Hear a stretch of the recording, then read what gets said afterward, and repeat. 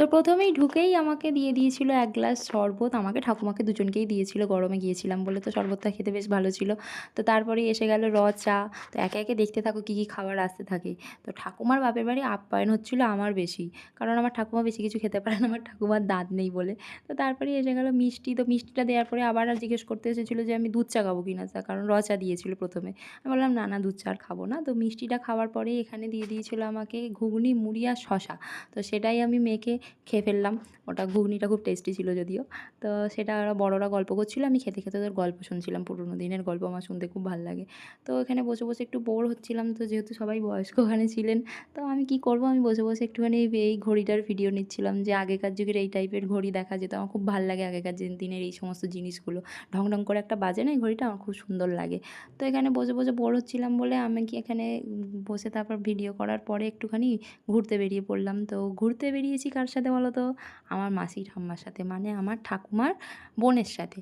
তো ঠাকুমা বলল যে, একটুখানি তোকে চারপাশটা দেখিয়ে নিয়ে আসি। আমাদের কোথায় কী আগে ছিল তোকে বলি।" চলো, আমার তো পুরোনো দিনের ঘটনা শুনতে ভালোই লাগে। তো আমি বেরিয়ে পড়লাম ঠাকুমার সাথে।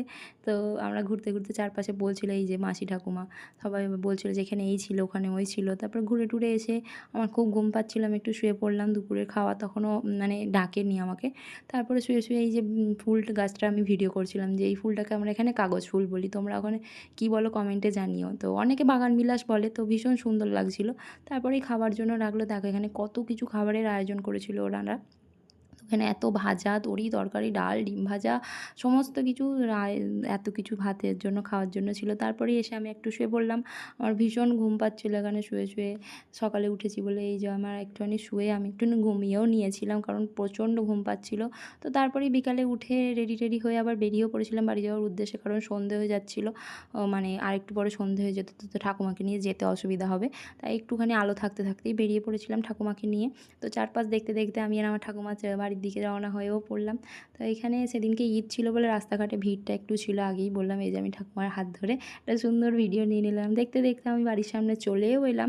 এই যে আমার দেখা যাচ্ছে আমাদের বাড়ি। এবার আমরা বাড়ির কাছে নেমেও পড়বো টোটো থেকে। এই দেখো বাড়ির সামনে দাঁড়িয়ে এবার নেমেও পড়লাম টোটো থেকে। তো চলো টাটা, দেখা হবে নেক্সট ভিডিওতে। বাই।